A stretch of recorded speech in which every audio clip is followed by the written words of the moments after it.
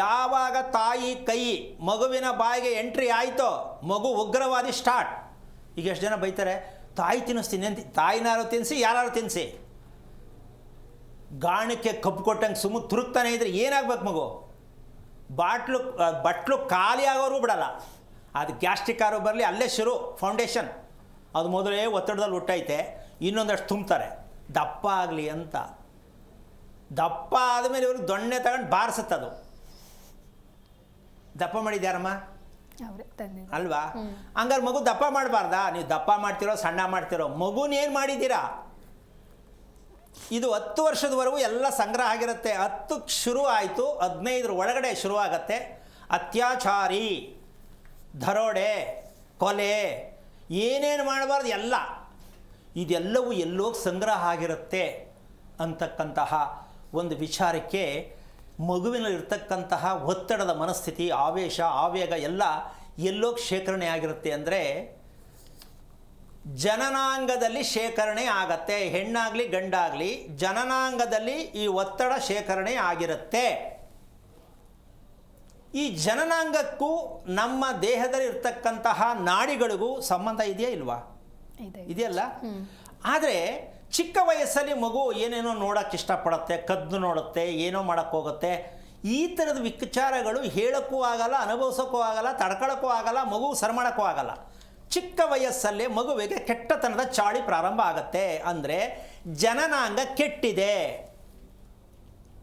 ಇದು ತುಂಬ ತುಂಬ ಅದ್ಭುತವಾದ ವಿಷಯ, ತುಂಬ ಕಷ್ಟ ಇದೆ.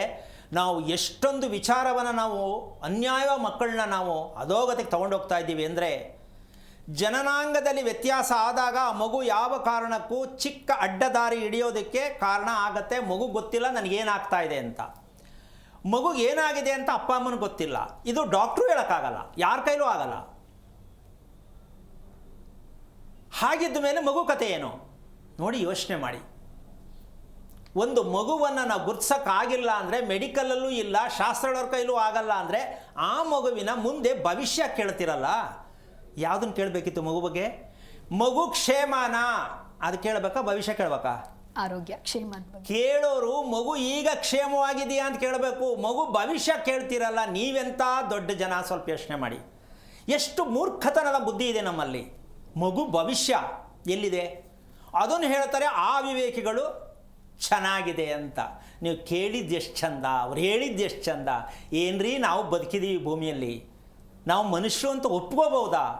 ಒಂದು ಪ್ರಶ್ನೆಯನ್ನು ಹಾಕ್ಲಿಕ್ಕೆ ಬರಲಿಲ್ಲ, ಆ ಮಗು ಬಗ್ಗೆ ತಿಳ್ಕೊಳಕ್ಕಾಗಲಿಲ್ಲ ಅಂದರೆ ಮಗುವನ್ನು ಪಡೆದಂಥ ತಂದೆ ತಾಯಿಗಳಿಗೆ ಏನು ಹೇಳಬೇಕಾಗತ್ತೆ?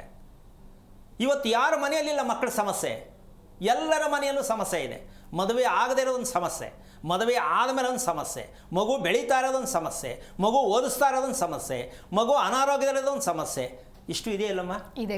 ಇಷ್ಟೆಲ್ಲ ಸಮಸ್ಯೆಗಳನ್ನು ನಾವು ಯಾಕೆ ಈ ಮಗುವಿನಿಂದ ಪಡ್ಕೊಂಡು ಅಂದರೆ ಮಗು ಮೇಲೆ ಹಾಕಬೇಡಿ. ಅದು ಯಾವುದೋ ಜನ್ಮದಲ್ಲಿ ಏನೋ ಆಗಿತ್ತು, ಓಕೆ ಆಗಿತ್ತು, ನೀವೇನಾಗಿದ್ದೀರಾ ಅದನ್ನು ಮಗು ಮೂಲಕ ತಿಳ್ಕೊಳ್ಳಿ.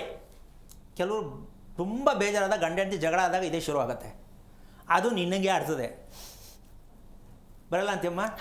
ಇಬ್ಬರು ಹೇಳ್ತಾರೆ ಅದು ನಿನ್ನಂಗೆ ಆಡ್ತದೆ, ಇದು ಇಬ್ಬರು ಹಂಗೆ ಅಂತಾರೆ ಹೊರ್ತು ಒಬ್ಬರು ಒಪ್ಕೊಳ್ಳಲ್ಲ, ಹೌದಲ್ವ ನಾನು ತಪ್ಪು ಮಾಡಿದ್ದೀನಿ ಅಂತ. ಸೊ ಇದಾಗೆ ಮುಂದೆ ಪೋಸ್ಟ್ಪೋನ್ ಆಗ್ತಾ ಹೋಗುತ್ತೆ. ಹಾಗಾಗಿ ಇವತ್ತಿನ ರಹಸ್ಯ ಏನಿದೆ ಅಂತಕ್ಕಂಥ ವಿಚಾರಕ್ಕೆ ಹೋದಾಗ, ನಮ್ಮ ಹೃದಯದಲ್ಲಿ ಆಗಬೇಕಾಗಿರ್ತಕ್ಕಂತಹ, ನಮ್ಮ ಹೃದಯವನ್ನು ಗಮನಿಸದೆ ನಾವು ಬದುಕ್ತಾ ಇದ್ದೀವಲ್ಲ, ಇದು ಅಪರಾಧ ಹೌದಾ ಅಲ್ಲಮ್ಮ? ಹೌದು. ನಮ್ಮ ಹೃದಯ ಅಂತ ಹೇಳ್ತೀವಿ. ನಾವು ಶಾಂತವಾಗಿ ಹೃದಯವನ್ನು ಕಾಪಾಡ್ಕೋಬೇಕು ಅನ್ನೋ ಪ್ರಜ್ಞೆ ನಮಗಿಲ್ಲದೆ ಮಕ್ಕಳು ಮಾಡ್ಕೊಳಕ್ಕೆ ಹೋಗ್ತೀವಿ. ನಾವು ಮದುವೆ ಮಾಡ್ಕೊಂಡಿದ್ದೀವಿ ಈ ಕೋಪದಲ್ಲೇ, ಈ ಒತ್ತಡದಲ್ಲೇ. ಇನ್ನು ಒತ್ತಡದಲ್ಲೇ ಮಗು ಬಂದಿರುತ್ತೆ. ಯಾವ ಪೂಜೆ ಮಾಡಿಸ್ತೀರಾ ನೀವೇ ಯೋಚನೆ ಮಾಡಿ. ಈ ಸತ್ಯವನ್ನು ಪ್ರತಿಯೊಬ್ಬರು ಅರ್ಥ ಮಾಡ್ಕೋಬೇಕು. ಒಂದಿನಕ್ಕೆ ಅರ್ಥ ಮಾಡ್ಕೊಂಡ ತಕ್ಷಣ ಏನೇನೋ ಆಗೋದಲ್ಲ. ಮಗು ಹುಟ್ಟಿದ ತಪ್ಪಲ್ಲ. ನಿಜವಾಗಲೂ ಮಗು ಬರೋದು ಏನಕ್ಕೆ ಅಂದರೆ ತಂದೆ ತಾಯಿಗೆ ಬುದ್ಧಿ ಕಲಿಸ್ಲಿಕ್ಕೆ, ಒಳ್ಳೆಯ ಮಾರ್ಗ ಕರ್ಕೊಂಡು ಹೋಗೋಕ್ಕೆ. ನಮ್ಮಲ್ಲೇನು ಅಂದರೆ ಜವಾಬ್ದಾರಿ ಬಿಟ್ಬಿಡ್ತಾರೆ. ಮಗು ಆಗಬೇಕು, ಮಗು ಆಗಿದೆ, ನೀನು ನೋಡ್ಕೋ, ನಾನು ಹೊರಗೆ ಹೋಗ್ತೀನಿ, ಅಷ್ಟೇ ಮುಗೀತು. ಇಲ್ಲ ಅಪ್ಪ ಅಮ್ಮನಿಗೆ ಹೇಳ್ಬೋದು, ಅಮ್ಮ ಅಪ್ಪನಿಗೆ ಹೇಳ್ಬೋದು. ಇವರಿಬ್ಬರು ಬಿಟ್ಟು ತೊಗೊಂಡು ಯಾವುದೋ ಕಡೆ ಎಲ್ಲೋ ತೊಗೊಂಡು ಮಗುನ ಬೆಳಗ್ಗೆ ಕೊಟ್ಬಿಡೋಣ, ಸಾಯಂಕಾಲ ಈಸ್ಕೊಳ್ಳೋಣ, ಡೆಲಿವರಿ ಅಲ್ವೇನಮ್ಮ? ಹಂಗೆ ತಾನೇ. ಕೆಲಸಕ್ಕೆ ಹೋಗೋ ಒಂದು ಕಡೆ ಕೊಟ್ಬಿಡೋದು, ಸಾಯಂಕಾಲ ಬರುವಾಗ ಮನೆಗೆ ಈಸ್ಕೊಳ್ಳೋದು. ಈ ಮಗು ಯಾವ ಮಟ್ಟಕ್ಕಾಗತ್ತೆ ಸ್ವಲ್ಪ ಯೋಚನೆ ಮಾಡಿ. ಇನ್ನು ವಿದ್ಯೆನಲ್ಲೂ ಅಷ್ಟೇ, ಹಾಸ್ಟ್ಲಿಗೆ ಹಾಕ್ಬಿಡೋದು, ಎಷ್ಟು ವರ್ಷ ಓದಿಸ್ಬಿಟ್ಟು ಮನೆ ಕರ್ಕೊಂಬರೋದು. ಈ ಮಟ್ಟಕ್ಕೆ ಹೋಗಿದ್ದೀವಿ ನಾವು. ಇನ್ನು ಅವ್ರಿಗೆ ಮದುವೆ ಯಾಕ್ರಿ? ಅದು ಫುಲ್ಲು ಡಮ್ಮಿ ಪರ್ಸನ್ ಆಗ್ಬಿಟ್ಟೈತೆ. ಅದು ಏನೂ ಅರ್ಥ ಆಗಲ್ಲ, ಪ್ರೀತಿ ಗೊತ್ತಿಲ್ಲ, ಭಾವನೆ ಗೊತ್ತಿಲ್ಲ. ಆ ಮಗುವಿಗೆ ನೀವು ಓದಿಸೋದೇನಕ್ಕೆ, ಸಾಕೋದೇನಕ್ಕೆ, ಅದ್ರ ಬಗ್ಗೆ ನಂಬಿಕೆ ಇಟ್ಟುಕೊಂಡು ನೀವು ಒಳೋದೇನಕ್ಕೆ? ಸ್ವಲ್ಪ ಯೋಚನೆ ಮಾಡಿ. ಇದಕ್ಕೆ ದೇವ್ರ ಹೊಣೆನಾ, ನೀವು ಹೊಣೆನಾ? ನಿಮ್ಮ ಹೃದಯವನ್ನು ಜೋಪಾನ ಮಾಡುವುದು ನಿಮಗೆ ಗೊತ್ತಿಲ್ಲವಾದರೆ ನಿಮಗೆ ಮದುವೆ ಬೇಡ, ನಿಮಗೆ ಸಂತತಿ ಬೇಡ, ನಿಮಗೆ ಕುಟುಂಬ ಬೇಡ. ಇದೆಲ್ಲವೂ ಸೇರಿ ಸಂಸಾರ ಬಂಧನ.